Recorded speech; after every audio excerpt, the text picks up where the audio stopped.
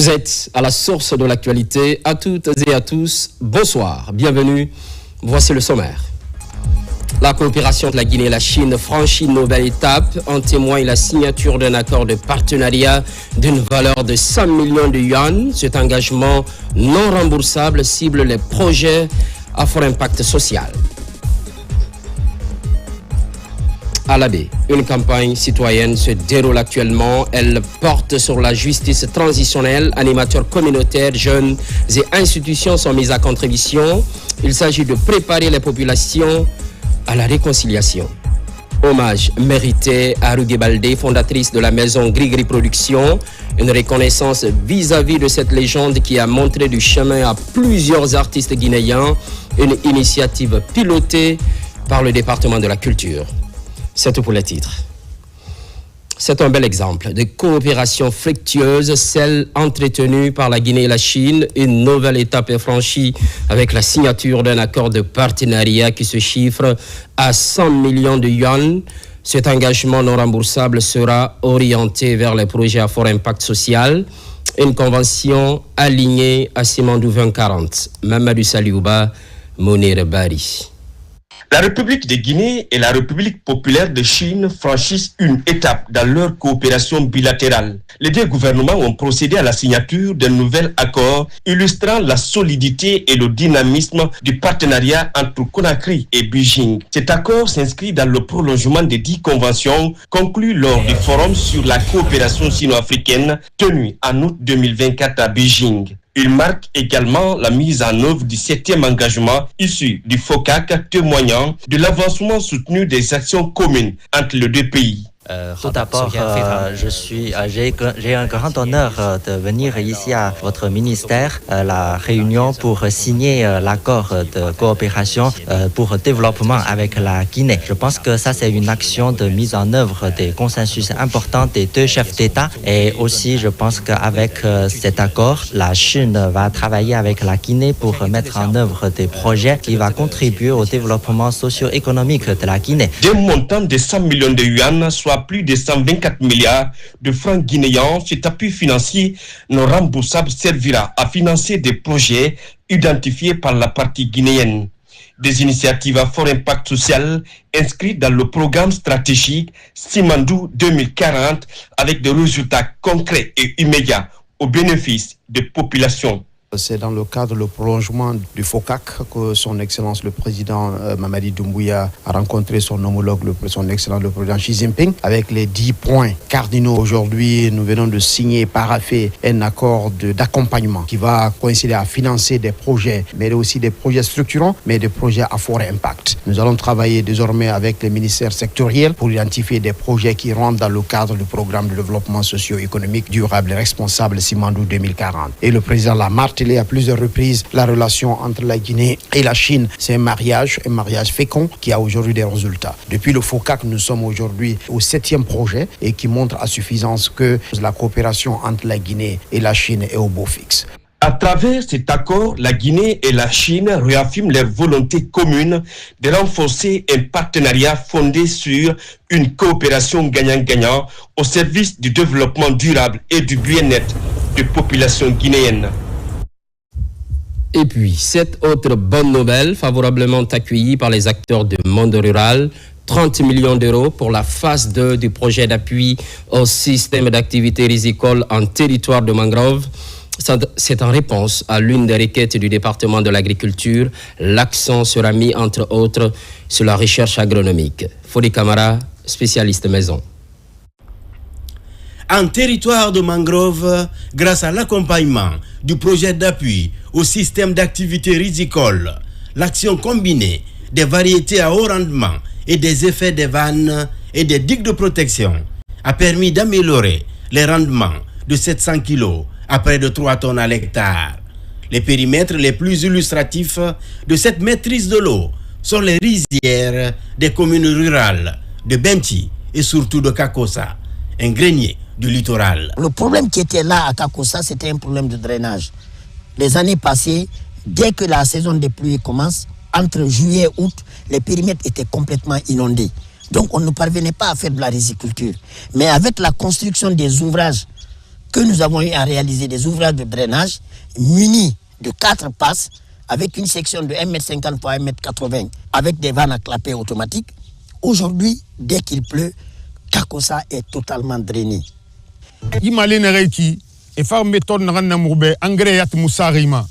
Aucun engrais n'est mis sur ce riz. L'eau de mer fertilise le riz. Donc, nous enregistrons beaucoup d'avancées. Ces nouvelles méthodes sont plus avantageuses. Avant, l'eau devenait insuffisante dans nos périmètres. Maintenant, nous pouvons conserver de l'eau dans nos casiers. Dans les plaines de mangroves des préfectures de la Basse-Guinée Nord, du Brekabo-Faboké et de la Basse-Guinée-Sud, Koya et Forekaria, cette dynamique d'aménagement de plus de 6 000 hectares est mise en œuvre grâce à un soutien financier du gouvernement et de l'Agence française de développement.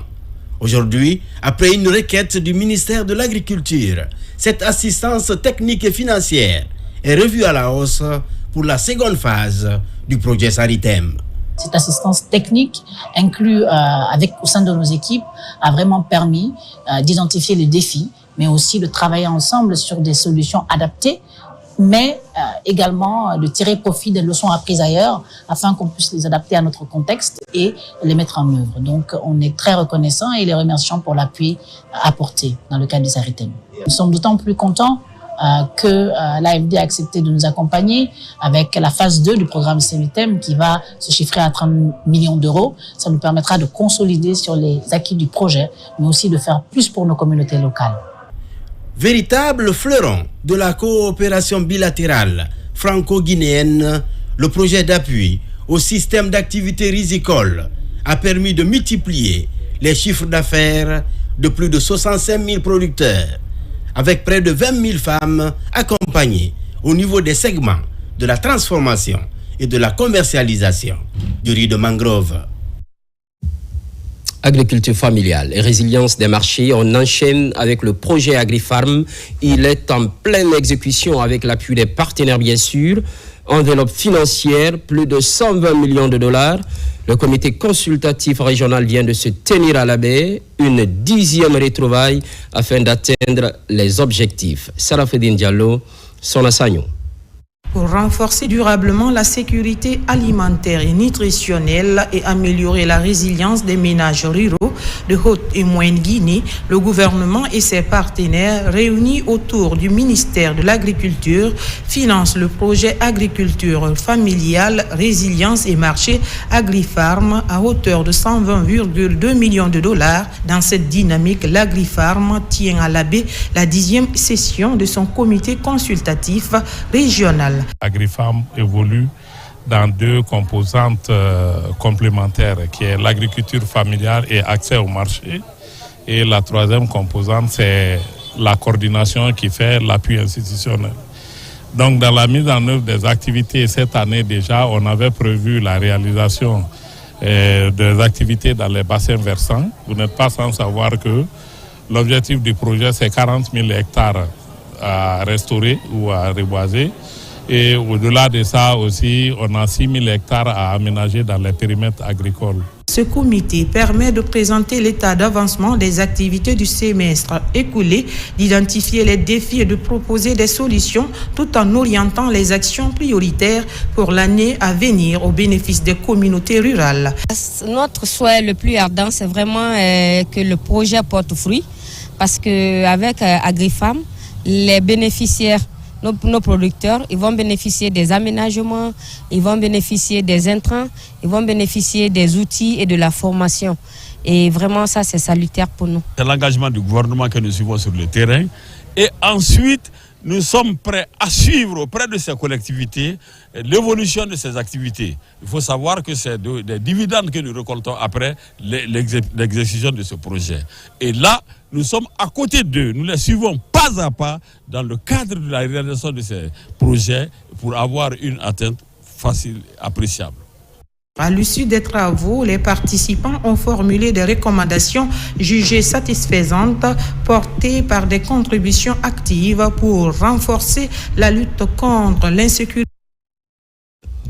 À l'habit toujours, justice transitionnelle. Le concept fait l'objet d'une campagne citoyenne. Animateurs communautaires, jeunes et institutions sont mis à contribution. But visé, préparer les populations à un véritable processus de réconciliation. Sarafoudine Diallo, ici à Gaba. Traverser des moments de tension qui ont mis à l'épreuve la cohésion sociale. Pour y répondre, une campagne citoyenne sur la justice transitionnelle est lancée à l'intention des animateurs communautaires, des jeunes et des institutions. Objectif, restaurer la confiance et préparer les populations à un véritable processus de réconciliation nationale. On a découvert qu'on a plus de 4 000 milliards de tonnes de fer et cela peut développer notre pays, faire en sorte que tout le monde puisse être heureux dans ce pays. Mais la base, c'est la paix, c'est la réconciliation. Dans ce contexte, la résolution des conflits de tous ordres privilégie la concertation, la conciliation pour obtenir la réconciliation, le pardon, la paix.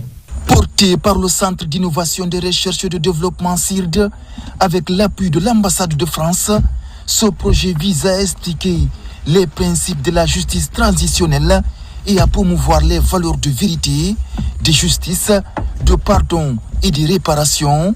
Il encourage le dialogue communautaire pour prévenir les conflits et renforcer le vivre ensemble. Nous avons tout dernièrement signé le pacte d'entente nationale pour la paix. C'était la première fois que la Guinée arrivait à mettre tout le monde, tous les acteurs, tous les coutumiers, tous les religieux qui représentaient toute la Guinée à signer un pacte d'entente nationale. Cela nous a permis de faire un travail de fond. Nous, ambassade de France, nous ne faisons qu'accompagner, que financer cette campagne. Donc c'est une excellente impression parce que nous avons eu ce matin dans cette salle de conférence du musée des jeunes lycéens, des étudiants, des autorités traditionnelles, des autorités institutionnelles. Et c'est comme ça que le dialogue doit se créer autour de cette priorité nationale qu'ont voulu les autorités de ce pays. Ces échanges entre le CIRD et les acteurs communautaires destinés à mieux comprendre et vulgariser la justice transitionnelle en Guinée se sont achevés à l'Abbé par une visite de l'ambassadeur au musée du Fouta. À présent, le contenu de ce communiqué officiel. Le premier président de la Cour suprême de la République de Guinée informe l'opinion nationale et internationale que, conformément aux dispositions de l'article 57 de la Constitution et de l'article 130 du Code électoral, la Cour suprême procédera à la proclamation des résultats définitifs de l'élection présidentielle du 28 décembre 2025. Cette proclamation aura lieu le dimanche 4 janvier 2026 à 17h précises dans la salle d'audience ordinaire de la Cour suprême. Sont conviés à prendre part à cette audience solennelle le président des institutions républicaines, le ministre de l'administration du territoire, la directrice générale des élections DGE, le président de l'Observatoire national autonome de supervision du référendum ONASUR, les candidats à l'élection présidentielle, les ambassadeurs et les membres du corps diplomatique accrédité en République de Guinée, les observateurs de l'Organisation internationale de la francophonie, OIF, de l'Union africaine UA et de la Communauté économique des États de l'Afrique de l'Ouest, CEDEAO. La Cour suprême attache une importance particulière au respect de la ponctualité et au caractère solennel de cette cérémonie qui constitue une étape majeure du processus démocratique et du renforcement de l'état des droits en République de Guinée. Fait à Conakry le 3 janvier 2026, le premier président de la Cour suprême, Fodé Bangoura. Au chapitre éducation, on s'intéresse à la toute première école de Oudoumakoro, une contrée de la sous-préfecture de Tigniran. Ce temple du savoir fait peau neuve après plusieurs décennies de délabrement. Une rénovation grâce à la main généreuse d'un fils de la localité. Coût de réhabilitation, plus de 100 millions de francs guinéens. Moussa Komara. Cet âge, ils sont tous allés à l'école ici à Oudoumakoro. Mais dans ces villages primitifs des Sako, l'accès aux infrastructures pédagogiques reste un défi important. Et une seule école pour 6 000 habitants. Ici, à Oudumakoro, nous avons l'insuffisance d'enseignants. Nous n'avons pas d'école. Une seule école pour tout le village depuis l'indépendance. Il faut que les autorités nous aident. Construite en 1992, cette première et unique école publique d'enseignement général de Oudumakoro, longtemps fragilisée par le temps et le manque d'entretien, ne répond plus aux attentes. Les murs fissurés, toitures abîmées, salles de classe sombres. Bref, les conditions d'apprentissage étaient difficiles. Aujourd'hui, elle connaît une véritable renaissance, salle rénovée, lumineuse et accueillante. Avant notre travail ici, bon, on peut dire que ce n'était pas facile. Dans les salles de classe, il faisait excessivement chaud. Avec l'effectif qu'on a, donc vraiment, ça nous gênait à Nemo. Avec le plafonnage, d'ailleurs, ça a diminué totalement la chaleur. Il y a le courant, même la nuit, je travaille avec mes élèves, je suis fier. À l'appel des habitants, cette école a été rénovée par ses fils ressortissants, devenus l'égérie de la nouvelle génération. Et c'est l'objectif, offrir des infrastructures adaptées pour encourager l'éducation des enfants dans cette zone affectée par leur paillage. En regardant l'établissement dans cet état de délabrement, j'avais eu les larmes aux yeux. Parce que c'est ici ma source. C'est ici que j'ai appris tout ce que je sais aujourd'hui. Maintenant, quand le directeur de l'école m'a appelé, il m'a montré l'école, il m'a montré le tableau-banc, tout est ravagé. Le sol, il n'y avait que des trous. Et puis, j'ai demandé de faire le devis. On a fait le devis qui a coûté 115 millions. J'ai directement payé les 115 millions. Tout le monde s'est mis au travail. On était à 1 mois de l'ouverture. J'ai dit, bon, d'ici l'ouverture, l'école doit être dans un parfait état. À Oudumakoro, la rénovation de cette école est une bouffée d'oxygène. Mais l'insuffisance d'enseignants demeure une préoccupation majeure pour les habitants. Un seul enseignant titulaire pour plus de 150 élèves répartis dans 3 classes. Infrastructure scolaire. Top départ de la construction d'un complexe moderne, un collège et un lycée pour qualifier l'apprentissage. C'est dans le district de Tamita, préfecture de Bofa. Il est essentiellement question pour le département de l'éducation d'encourager la scolarisation des enfants. Younes Atawel Kamara. Bientôt un collège et un lycée moderne dans la sous-préfecture de Tunifili à Bofa. Cette infrastructure scolaire, une fois achevée, pourrait résoudre la problématique d'accès à l'enseignement pré-universitaire à laquelle les enfants de la contrée sont confrontés. C'est le secrétaire général du ministère de l'enseignement pré-universitaire et de l'alphabétisation qui procède au lancement officiel des travaux. Le projet est bâti sur une surface de 12 m², soit 1,2 hectares. Il est composé de 2 blocs d'études R+2 de 12 salles de classe chacun, dont 24 salles de classe au total. Conçu pour optimiser l'espace, la ventilation et l'éclairage naturel. Ensuite, nous avons un bâtiment administratif à rez-de-chaussée, une cantine scolaire, des aires de jeu, donc un terrain de football, un terrain de basketball et un jardin pour les enfants. Ensuite, nous avons des logements pour les encadreurs visant à garantir leur disponibilité et à renforcer l'encadrement scolaire. L'infrastructure de proximité est une aubaine pour nous, car elle viendra résoudre un problème préoccupant pour les autorités des communes rurales de Tunifili, Mankoutan et Doudou. La construction de cet édifice de proximité, qui comprend plusieurs compartiments, est un ouf de soulagement pour les élèves bénéficiaires qui ne vont plus parcourir de longues distances pour se rendre à l'école. Nos exigences envers la société contractante sont très strictes parce que nous voudrions que les travaux soient réalisés conformément au cahier de charges, aux clauses contractuelles. Donc c'est un défi que nous devons pouvoir assumer avec beaucoup de plénitude. Orienter les enfants vers ce lycée, car c'est ici que se posera leur avenir. Encouragez-les à viser l'excellence pour intégrer cet établissement d'élite qui n'a pas pareil dans notre région. Au terme de la cérémonie, les responsables de la société contractante se sont engagés également à respecter le délai contractuel qui est de 18 mois. De l'éducation au sport, on parle toujours infrastructure. À Mamou, le stade préfectoral longtemps dégradé sera bientôt réhabilité. Récemment, les travaux ont été officiellement lancés sous l'œil vigilant des autorités sur place. Mamadou Patebalde, correspondance. Abandonné depuis plusieurs années, le stade préfectoral Michael Diakité de Mamou a progressivement sombré dans une dégradation très poussée ces dernières années. Longtemps laissé pour compte, ce haut lieu de sport local, jadis fierté de la ville Carrefour, est devenu de nos jours un espace de dépravation nocturne. Il aura fallu attendre l'arrivée du chef de l'État, Mamadi Doumbouya, pour raviver l'espoir de la population à travers le lancement des travaux de réhabilitation de cette infrastructure. Cette infrastructure sportive répondra aux besoins de nos athlètes. Elle offrira un cadre moderne à nos clubs et équipes préfectorales. Cet ouvrage est composé d'une pelouse principale, d'une pelouse d'entraînement, d'une tribune couverte de 1300 places assises, 2000 autres arrêtés, des toilettes pour 2000 usages, d'une clôture de 700 mètres linéaires et une voie d'accès en béton armé. Le tout pour favoriser le dépassement de soi et la solidarité collective. C'est un formidable outil éducatif où on apprend le respect, l'effort collectif et la fraternité.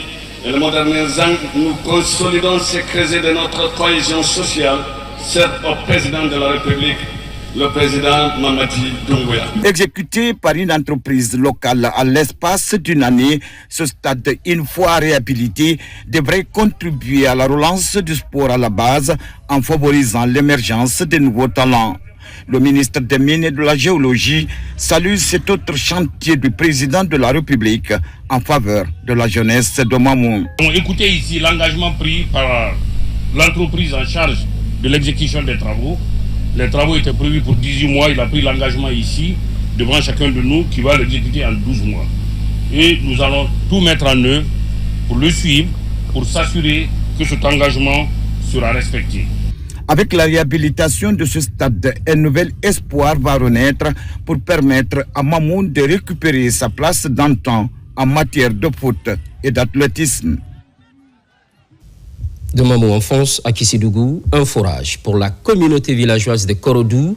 Ce n'est pas tout. Une enveloppe symbolique aux familles sinistrées suite au récent incendie dans le secteur Ferro dans la commune urbaine.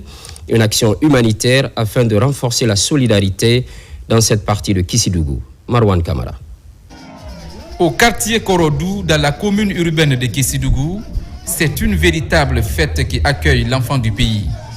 Après plusieurs années d'absence, ce fils ressortissant ne vient pas les mains vides.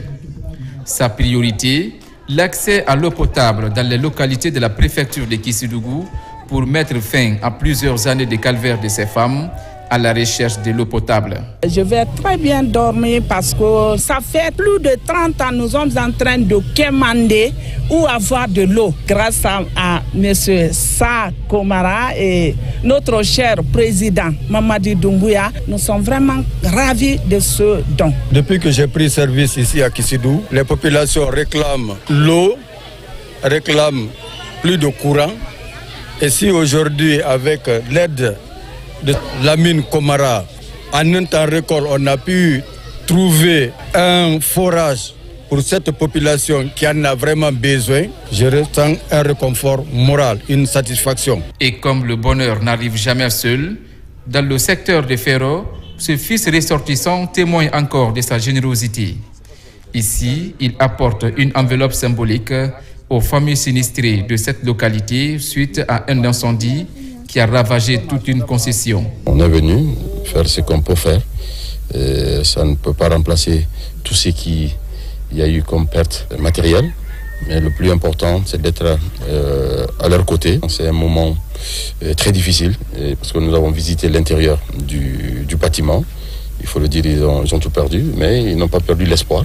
Et nous prions que l'après, ça soit encore du bonheur. Vraiment pour cette famille, mais aussi pour la population de Kissidougou. Je suis dépassé de joie par rapport à l'assistance de tous les ressortissants fils de Kissidougou, résidents à Conakry, pour tout ce qu'ils ont fait pour nous. Vraiment, on était dans les problèmes. Mais aujourd'hui, grâce à leur soutien, je peux dire Dieu merci. À travers cette double action de générosité, développement et solidarité se conjuguent tout en rappelant l'importance de l'engagement citoyen pour le bien-être collectif.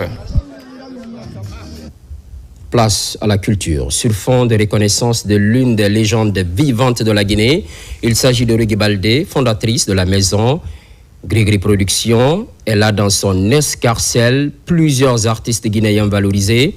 C'est une cérémonie d'hommage organisée par le département de la culture, Ousmane Ba, images et témoignages.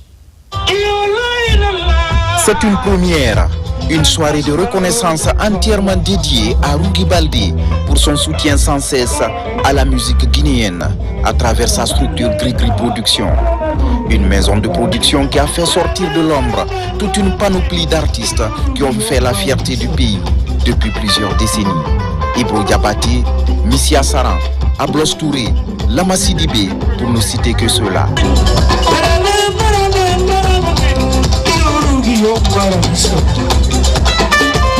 Une œuvre qui continue à inspirer le monde du showbiz et de toute la nation. Cette mère s'est sacrifiée, quelquefois avec des moyens qu'elle n'avait pas, pour que des artistes puissent émerger et qui ont fait la fierté de la musique guinéenne.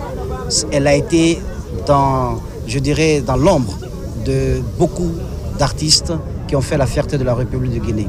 Et donc aujourd'hui, il est normal que la nation se souvienne d'elle. Il n'y a pas de culture sans reconnaissance. Parce que dans la reconnaissance, il y a la transmission. La transmission, c'est un peu comme la sève nourricière de la culture. Il faut reconnaître ceux qui ont bâti, qui ont fait de grandes choses pour qu'aujourd'hui soit. Et si nous le faisons, demain sera également. Une célébration suivie de remises, de satisfecits, de cartes de prise en charge sanitaire et d'un montant de $30,000 devant plusieurs artistes et anciens ministres. À cette soirée, Hadja Rugui Baldé est une maman heureuse. Mes enfants, mes petits-enfants, je suis heureuse aujourd'hui. Merci à vous. La presse, j'ai toujours aimé, j'aimerais toujours, parce que la presse et la musique vont ensemble. Et il faut remercier l'autorité, remercier Allah subhanahu wa ta'ala de m'avoir donné la chance d'être là aujourd'hui et célébrer ce jour. Merci beaucoup. Ce geste du ministère de la Culture sonne comme un véritable engagement des autorités à ne laisser personne de côté. Un acte qui inspire et qui va encourager d'autres à se sacrifier pour la bonne cause. C'est la fin de cette édition, mais sans doute le début d'une nouvelle année, qu'elle soit prolifique pour chacune et chacun, surtout pour la Guinée, notre paradis, terre de richesse et d'innovation. Merci de la fidélité et de l'estime